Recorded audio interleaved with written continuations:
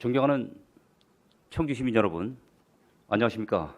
행정안전위원회 허철 위원입니다. 5분 발언에 기회를 주신 김영기 의장님, 이영신 부위원장님을 비롯한 선배 동료 의원들에게도 감사드립니다. 먼저 본 의원은 청주시의 심각한 사회 문제로 떠오른 흥덕구에 위치한 한 오피스텔의 전세 사기가 필연적 사태였다는 것과 함께 이러한 전세 사기 피해 예방을 위한 임대차 계약 관리 시스템 구축에 대해 제안을 드리고자 이 자리에 섰습니다. 지자체의 임대 사업 목적으로 등록한 개인이나 법인을 일컫는 임대 사업자에게는 국가와 지자체에서 건물 임대에 대한 취득세, 재산세, 임대 및 양도소득세 등 다양한 세제 혜택들을 지원하고 있습니다. 이러한 혜택을 지원받는 임대 사업자에게는 민간 임대주택에 관한 특별법에 의거한 여러 가지 공적 의무가 주어집니다. 그중 첫째로 같은 법 제48조에 따라 임대사업자는 임차인에게 임대보증금에 대한 보증 내용, 해당 주택의 권리 관계에 대한 내용 등을 설명할 의무가 있으며 제47조에 따라 임대사업자의 설명 의무를 증빙할 수 있는 자료와 표준 임대차 계약서를 필수로 작성하고 계약을 체결해야 합니다. 하지만 이번 청주시 전세 사기 피해 임차인들은 표준 임대차 계약서가 아닌 일반 임대차 계약서를 통해 계약이 이루어졌기에 임대 사업자가 피해 임차인에게 설명의 의무를 다했는지는 불명확한 상황입니다. 또한 표준 임대차 계약서를 활용해 계약이 이루어졌다 할지라도 임대 사업자는 묵시적 갱신을 포함한 임대차 계약 사항을 지자체에 반드시 신고해야 하며 신고 불이행 시에는 과태료 처분을 받게 됩니다.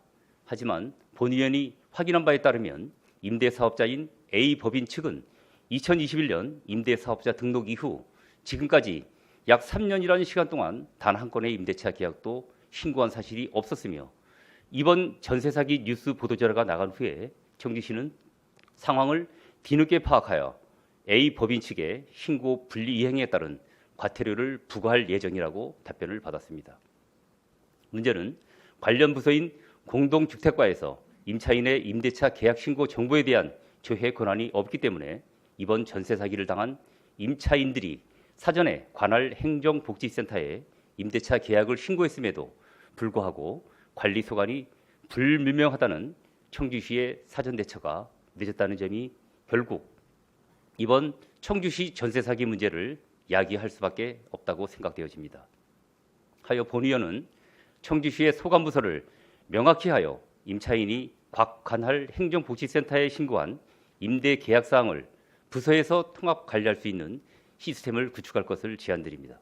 이러한 시스템을 활용해서 임차인의 임대차 계약 신고가 확인되었음에도 3개월 이내 임대사업자의 지자체 신고가 없다면 청주시는 임대사업자에게 과태료 부과에 대한 안내 실시와 임대사업자의 기타 의무사항에 대한 위반 여부 파악 및 조치를 권고하고 결과를 공유받을 필요가 있습니다. 이는 기존 제도인 임차인의 임대차 계약 신고를 활용한 관리 시스템으로 관리부서에게 임차인 신고에 임대차 계약 활용 권한만 부여한다면 충분히 구축될 수 있다고 판단되며 이를 통해 향후 청주시에 발생될 수 있는 전세 사기의 상당 부분을 예방할 수 있을 것으로 보여집니다.